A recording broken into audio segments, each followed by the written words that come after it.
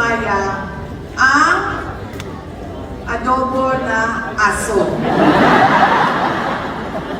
Dahil naawa ako sa kanila. Mabait sila sa akin, ang mga aso. Pero, mga kababayan, kung kayo ay makahanap ng buhaya,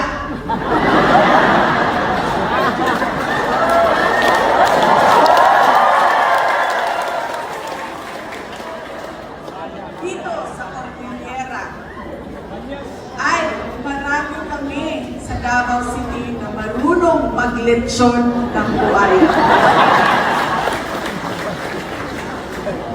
Gusto ko nang ipakita sa inyo ang aking pagpapasalamat at paninigurado na hindi ko kayo makalimutan dito sa Lamot Ifugao. Ay bibili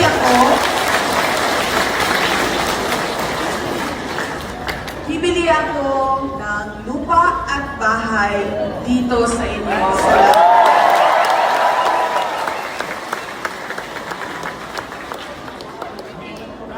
mabuti na yung malagdagan natin ang unexplained wealth ni Inday Sara sa statement of assets and liability niya.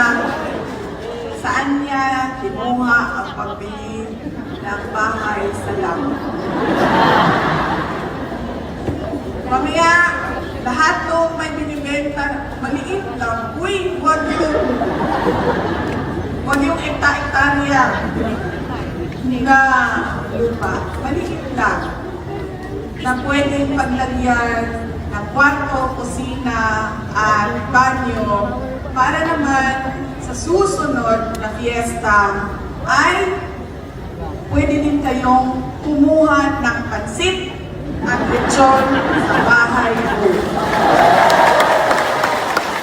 Alright, magre-reaction tayo dito mga kababayan no, sa pagbisita nga kahapon ni Vice President Inday Sara Duterte doon sa bayan ng Lamot, Ifugao, doon sa kanilang town fiesta yata, kung hindi ako nagkakamali mga kababayan, na itong tinatawag nilang Rambakan Festival.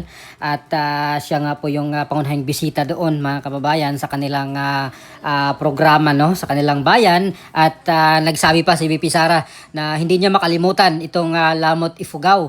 Kaya naman ay balak niyang bibili ng lupa or kapirasong lupa at bahay doon sa Lamot Ifugao para naman daw yung mga tao pag every time may fiesta or kada fiesta ay pwede nang pumunta doon sa bahay niya para kumain ng pansit at lechon mga kababayan at para daw po madagdagan yung unexplained wealth niya na itong mainit na pinag-anuhan ngayon dyan sa Kongreso mga kababayan, itong impeachment na tinatrabaho nga nila mga kababayan. Kaya nagtawanan yung mga tao no, nagsigawan tuloy yung mga tao. Hindi siguro in-expect nila na ibabato yung linya na yun ni VP Sara doon sa event mga kababayan. At isa pa yung sinabi ni VP Sara na hindi naman niya kayang kumain ng adobong aso. Ayan. Kaya naman ay naghahanap siya ng buaya doon sa Cordillera mga kababayan para yun yung lilitsunin. Kasi maraming kakilala si VP Sara, particularly dito sa Davao City, na marunong maglitsyon ng buaya. Kaya nagtawanan, no? Naghiyawan yun tuloy yung mga tao doon sa venue mga kababayan. At makikita natin na every time na umaalis si VP Sara no, bumibisita doon sa mga probinsya, wala po siyang bitbit na mga mainstream media mga kababayan. Wala po siyang dalang mga media.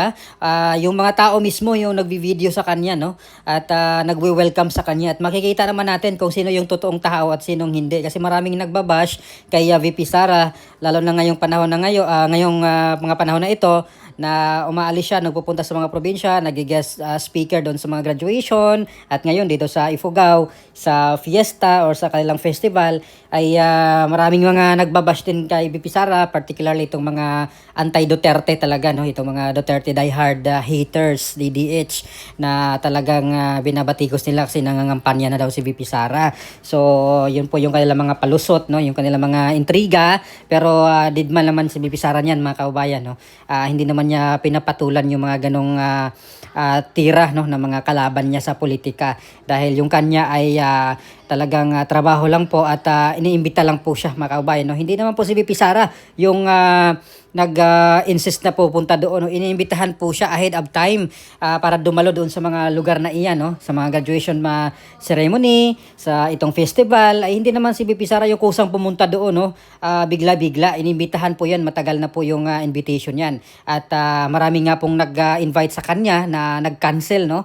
Simula nung nag-declare siya na tatakbo siya sa 2028 presidential election. So yung mga nag-cancel mga kababayan kasi takot po sila na baka daw ay mapagbalingan, no, or ririsbakan ng nasa kapangyarihan, kaya kinansilan na lang nila yung engagement sana, no, na iniimbita nila si VP Sara. Pero itong mga event na kagaya dito sa Rambakan Festival, no, sa Ifugao ay nagpapakita lang na hindi po natitinag or hindi po na-intimidate, hindi natatakot yung LGU ng Lamot Ifugao, na tuloy pa rin yung kailang invitation, no, dito kay VP Sara Duterte bilang kanilang bisita doon sa kanilang aktibidad sa kanilang bayan mga kababayan. At doon sa mga school na hindi nag-cancel, no, ng kanilang pag-invite kay VP Sara para magsalita doon sa kanilang mga graduation ceremony, ay kudos po sa inyo, no, dahil hindi po kayo nagpatinag, hindi kayo natakot na baka ay ririsbakan kayo kung ano man. At siguro sa aking opinion, kung hindi lang po siya nagdeklara siguro natatakbo na sa 2028, ay mas marami pang lugar na mabibisita mga probinsya.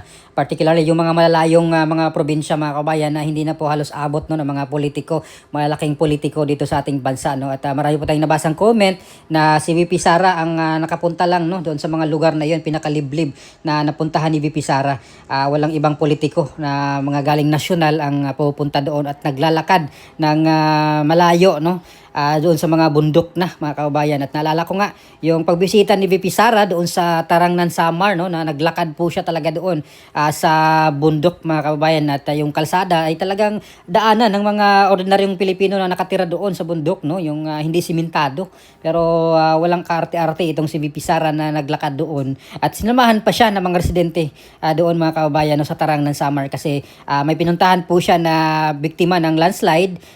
Nakalimutan ko lang yung barangay doon sa Tarangnan Samar, pero so far si VP Sara pa lang ang politiko na nakapunta doon mga kababayan, no, sa lugar na yon, galing nasyonal, no, na mga politiko.